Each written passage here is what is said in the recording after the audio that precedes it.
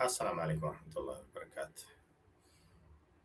وترك الشو إن شاء الله سورة هذا ترك الشو أن منطقة reaction كبحين دونا أن divorce يعني ها furitaan marka waxyaabaha furitaanka keenaya koley qof walba ogyahay fahmino marka divorce hadda marka waxaan ka hadlaynaa qaabka judgeka maaragtay u kala saaraya dadka marka waddankan ku noolnaha waxyaaba waxaa jira oo maaragtay dadku ma u kala baxsana qof micnaha waxbarashadiisa ku xiran tahay soo wax u bartay anaa kasoo qaado kale qofkan hadda maxaa lahaye waa naag anagana waxaan dhahnaa qofka micnaha diiniyan ahaan islaamka qofka maaragtay oo maaragtay wax kala dhexaadinaya ama oo wax furaayo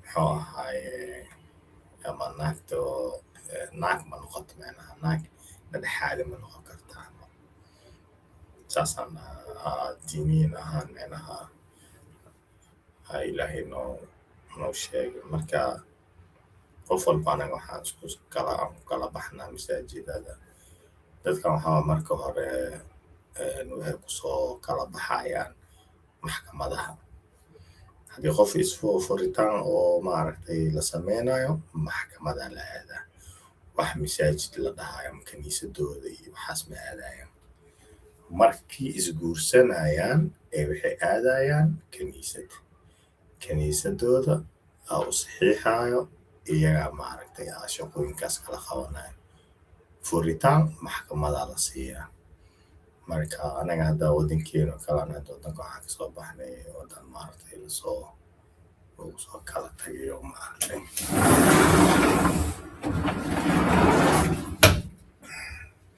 waddan waxaan kusoo baxnay oo micnaha waddankeena burbur waa jiray markaan soo baxeen hadda micnaha waxaan baranay dad maaragtay waxaas ku kala baxaya hadda baranay dadka micnaha anaga islaami ahaan hadda dadkii isfuro islaami ahaan 3 qofood ama 4 markhaatiyaa la keenaa waa lagu kala baxaa haddii dowladda ku ogtahay inaan lamadiin isqabtiin markaasaa maxkamada aadaysiin maxkamadiyaa markaa deertaa waxaan ka hadlaynaa maxkamadda 2 qofood isguursaday oo maaragtay arrimaka kala dhacay ka hadlaynaa insha allah macnaha 2 qofood ay isguursadeen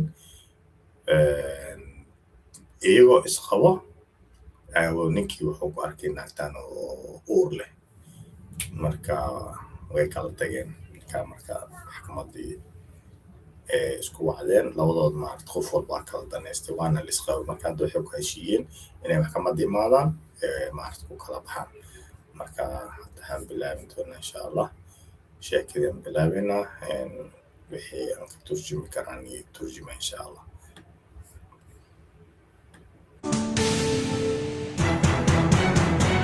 All rise. Court is now in session.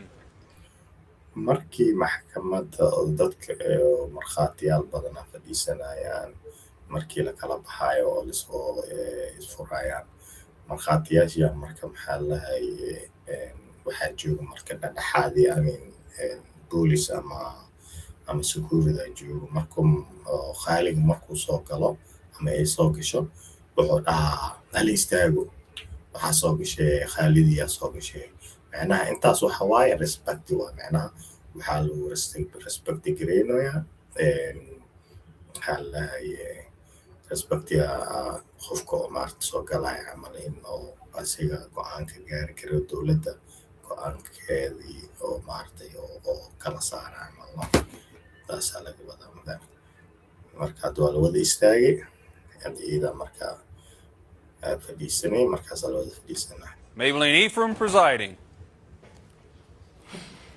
You may be seated.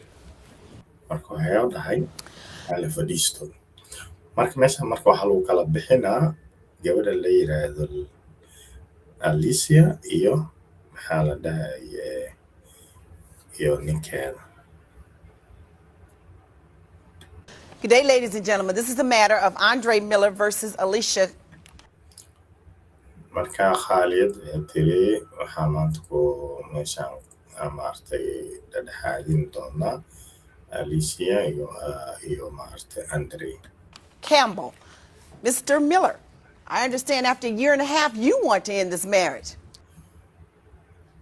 Mr. Miller أنا wiilka Allah last namekiisa marka waxaa labadiin isguursateen hal sano iyo bar sax ma aha? Yes, Your Honor. Haa oo dhahay That is awfully quick. isla markii maxaa jiran hal sano iyo bar maaba isla markii isfurteenba maaba dhaqsatay ama What happened? Okay. maxaa dhacay tiri maxaa oo dhaqsigaas oo ku kala baareen Hey, we got married in June of waxaan isguursanay u dhahay June 12th of 98. And July. waxaan isguursanay June 1298kii ama isguursanay idaa soo booda marka I left. Hello. aniga hadlo isugu leeyahay July I'm not. That's not true, Your Honor. waxaas qalad waa wixii ka hadlo soo yiri anaa runta ku sheegay I left, went back to the military. I was in the field. aniga military-an aadi u dhahay ku laabta aan u baxay military-an aaday marka fiilkan ku jiray macnaha field, we're in the woods. We got dirt on our face. macnaha waxyaabo maaragtay muxuu ahaay adiga waxaan sameynayna oo dhahay meela oo military qaabkii maaragtay shaqadooda ka hadlayaan You know, I'm not able to call her. macnaha masamayn karin masoo bici karin oo dhan macnaha shaqadii aan ku jiray maxaa lahay tababaran ku jiray And talk to her. mana la hadli karin Okay, once I get out of the field, I talk markii aan kasoo tababarkii aan kasoo laabtay to my brother. My waxaan waa la hadlay walaalkeeya oo iga weyn brother says, "Hey, I got something to tell you about waxaan rabay inaan kuu sheego maxaan lahay oo i dhahay walaalkey your wife." I'm like, "Well, what? maxaa waayne maxay ii sheegaysaa naagtaada xagaaga ka hela maxaa ka wada What's that?" He said, "I saw her." I'm like, waa arkay naagtaadaan arkay "Well, where'd you see my wife?" intaa ku aragtay naagteeda Let him finish telling me. Yeah, she's real rude. sug macnaha ha dhamaystay tiri naagta khaaliyadda marka iyada markasta saan waayo yirsaana hadalku soo dhexgashaan She was over a family friend's house sitting.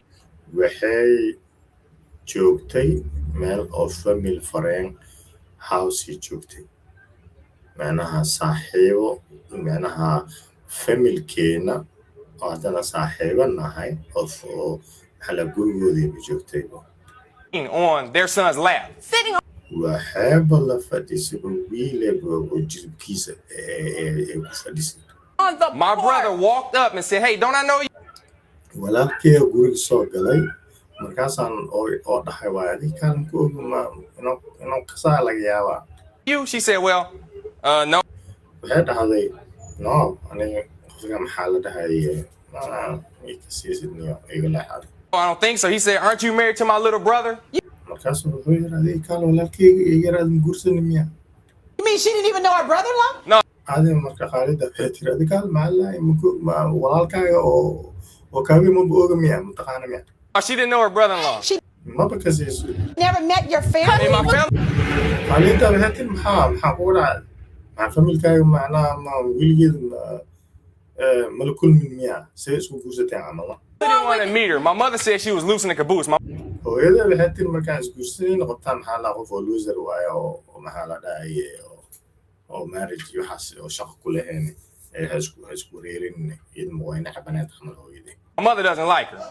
hooyada waa bana cabaneed We got married. She cheated a month after I left. markii aan isguursanin bilka bacdi maxaa la dhahay waa khiyaantay bal nin kale la socotay Me, I said the marriage, I considered it over. aan markaas waxaan dhahay macnaha walaalay maxaan dhahay adiga marriage insaan ku dhamaaday Period. That's when you talked to your brother and he said she was sitting on somebody else's lap. walaalkaaga ku sheegay miya inuu qof kale macnaha oo jilibkiisa oo la fadhiis ku fadhiis Right. But I had heard more stories later, waxaan maqlay yiri sheekooyin ka badanaba maqlayba qoftaan ku saabsan about her being over there oo maaragtay arrimahaas ooba ka badanba laab ka badanba barnaamij kale aanba maqlayo yiri qofkan with this guy. How long were you gone?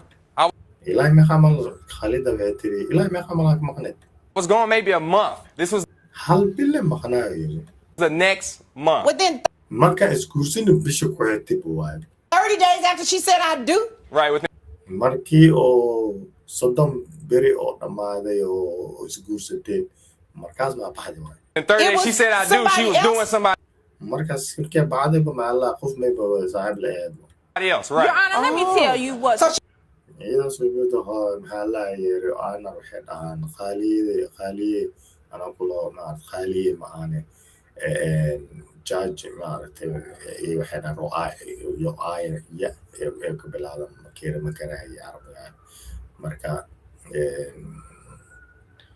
waxay leedahay sugana ku sheegay she didn't say I do love you. She was just saying I do be with you. Right. While you ana weedada bana adiga waa ku jecla ma ku dhimiya ina kuli jooga le ku dhahan miyaama you're here watching me. Right. Your Honor, ana leeyahay jawaabo qoslimas And No, she'll let be me doing tell somebody you else. what- She'll be qof kale la baashaalis maxaa ka hadlaysaa married to really me, happened. I but married doing this somebody man else. June the 12th. Okay, he was supposed to June 12 ama ani asi isguursan come home July the 4th. He waxaa la rabay waxaa macnaha aan ogaa inuu July 4 inuu soo noqonayo went to Mississippi where he was with another woman who he asiga markuu baxay xataa wuxuu aaday banaan kaloo Mississippi markuu aado gobolka labaad stateki uu isku guursadeen oo ka tagay gobolka labaadino markaas maxaa la naag kale oo bal joogay alidahay taagan dabta later moved in with. Wait a minute, he said that it was his roommate. No, Your This Honor. is the waxaas ma jiro dhaya iyada waxay dhowsaan nin naag kale oo bisla degnaayeen markuu asiga muuftiray inta ka baxay naagay bisla degnaayeen as wuxuu dhahaa maama waxaas ma jiro All right, woman hold on. he went to jail for beating up her husband when she caught them in the bed together. How did I? naagta oo la joogayna ninkeeda maaragta aad tumay ninkana waxaa laayay wuxuuba xabsiyo ku jiray camalno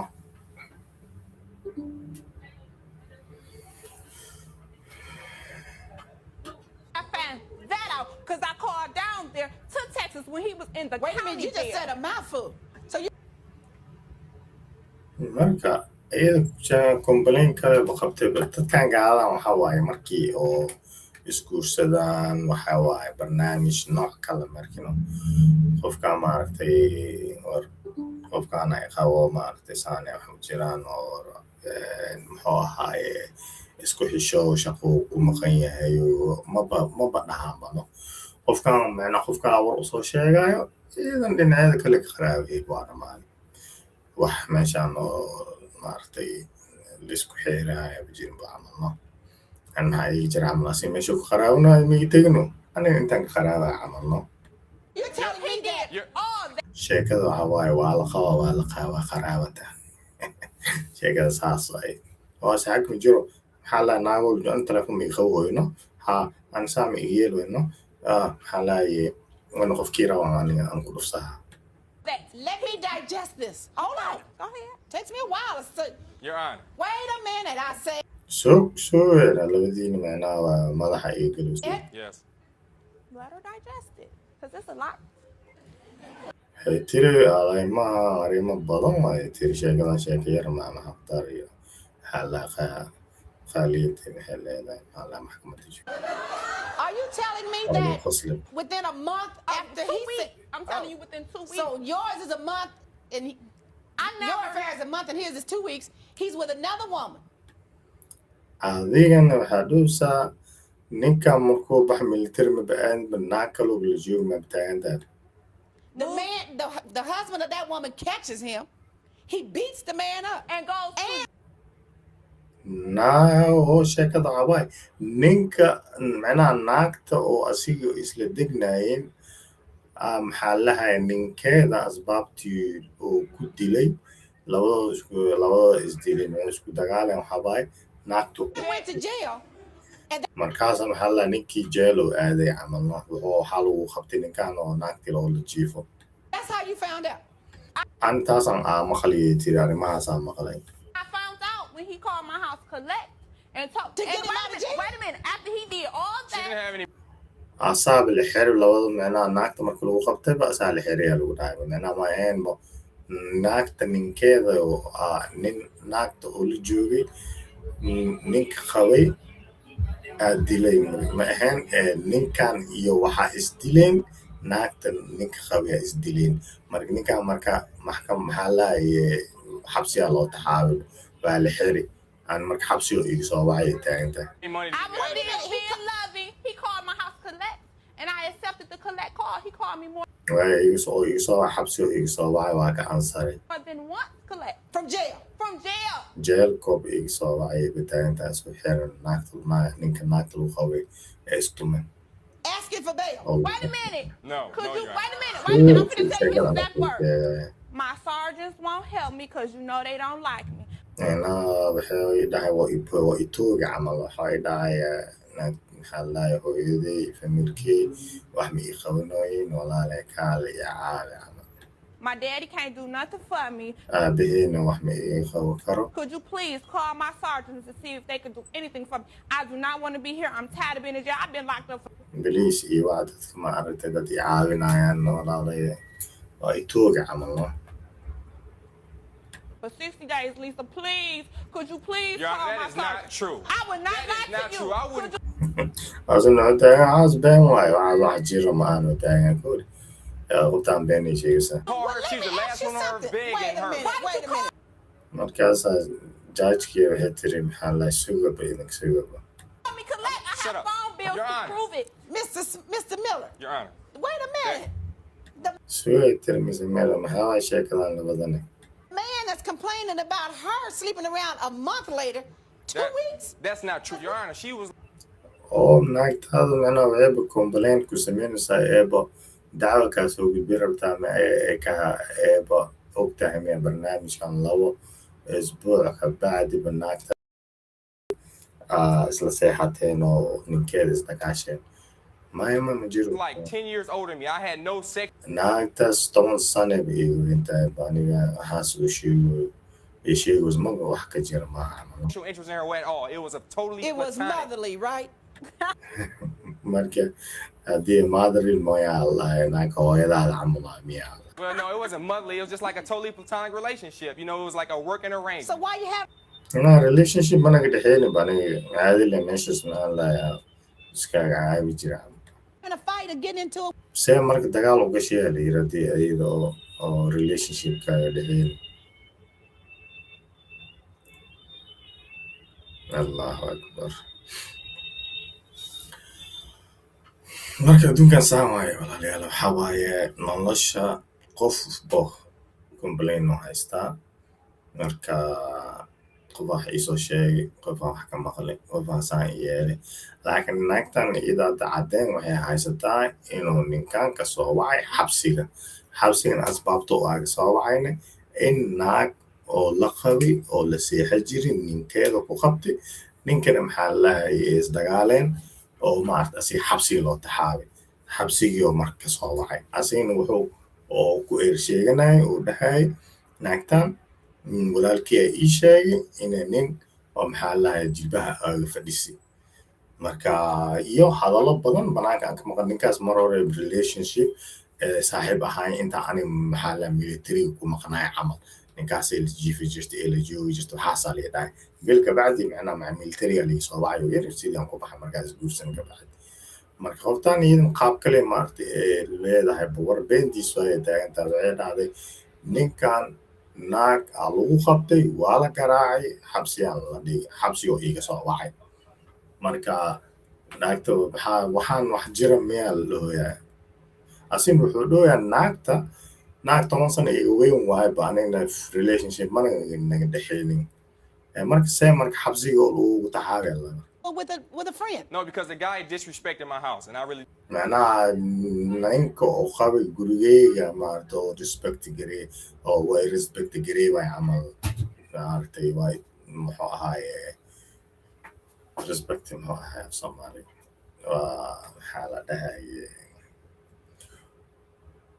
waa Soomaali hataa aniga wareero gadaalan saasoo didn't appreciate that. Your house? Yeah. I thought it was at the woman's house. oo adiga gurigaa miyaa lahay maxaa guriga kaa loosid ana naagta oo adiga aala degneed naagta gurigeed maaha miya naagta soo boodi marka Was living together. لما ضوض أصل دقنايني تري قولوا أصل هاي ما said she was Oh, my he skipped roommate. that She point. was my roommate, Your Honor. In 2 weeks after you married, you got No, another. markii loo week loo week adoo naagtan aan qabtid maaba naagtaas aad yaali It wasn't even 2 weeks, Your Honor. I stayed in the barracks. I stayed on post at least up until a month naagtaas ilaa bilan qoftaan markaan isguursan bilan isla joogno after I got married. But my point is, how you get a roommate after you're married and you have a wife?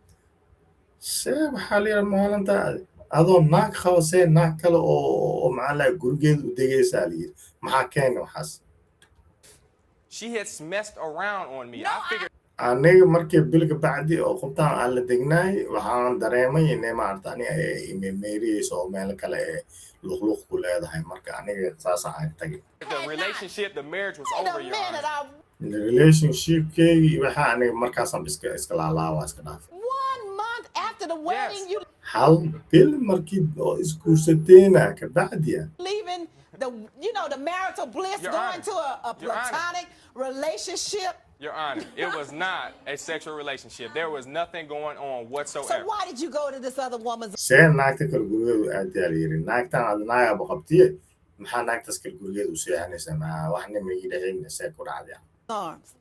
No, I didn't go to her arms at all.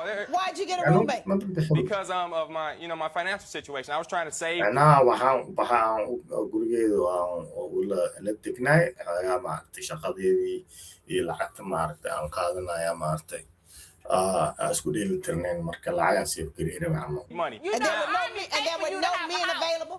You There were know no the who? army paid macnaha nin oo la degtid maba lahayn miyaa la naag inaad degtid maa keenta No men available to Well, be. it's harder having a male roommate. meelaha waxaa si adagaa loo helaa lagu lahaa nin guri oo maaragtay oo nin guri oo roommate lala noqo macnaha guryaha maaragtay waxaa jira apartmentyaal oo laba qol eh qofaa kiraysanaya laba qol eh qolaa degaysaa qol kale ama qofaa qol degan qolkaasaa la seexanaysaa marka lacagta oo ijaarka kala bedel maxaa lahaadi haafa kala dhiibaysin si aa maaragta lacagta usii biraysin hadda anaga magaaladeena oo kale qaali waaya dadka badanaa waxaa laba saddex sila degan yahay halka qol waxaa lagu degan yahay 4 qofood in lagu degan yahay laga yaabaa marka meeqa waa 1500 waa halka qol 1500 4 qofoodaa marka loo qaybsadaa marka qaar waxaa lahay hal guri weyn al karaysana oo waxa ay 3 qol ama 4 qol ah waxaa lahay $3,000 $2,000 kabtid maxaa lahay waxaa loo qof walba qol uu degaa qof walba waxaa leeyahay markay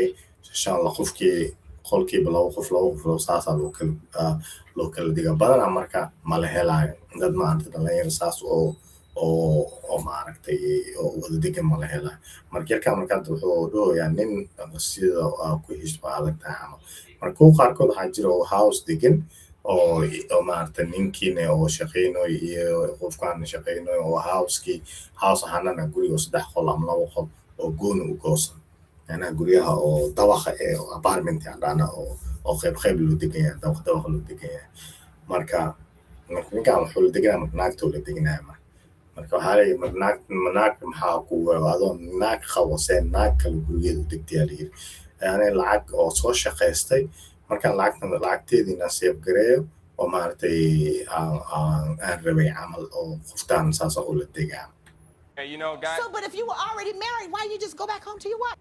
marka haddii aad guursatid maxaa oo gurigaan iskaaga noqonaysa maxaa naagta ula degtay aliir For what? She was already with somebody No, else. I was aniga waxaa ula degayta qof kale oo guriga ula degnaaya isla degnaayna iyada hataa ani marka qof kale saas u raasada camal maxaa ula dega not. She was You know already the doing army- somebody You else, know the Your Honor. army paid for you your living beentis waa meesha maxaa militariga lacagtiisa dhiibaan oo guryaha oo kiraysta been uu sheegay arrangement. We all know the service, the Well, they military. waxaasoo dhan waa ognahay anaga maalahay kuligeen waa ognahay qofka maarata maxkamadda oo aamin qofka oo military ku jiro in dowladda lacag siiso oo iyo guri oo maxaa la discount yaa jira xataa military qofka markuu yahay discount yaa siinaa ijaar markuu rabo in oo dego lacagta markii 1500 markii oo maarata guriga oo lagu ijaarayo asaga wuxuu dhiibaa discount yaa siiyaa 700 camal oo dhiibaa So, I didn't know if they still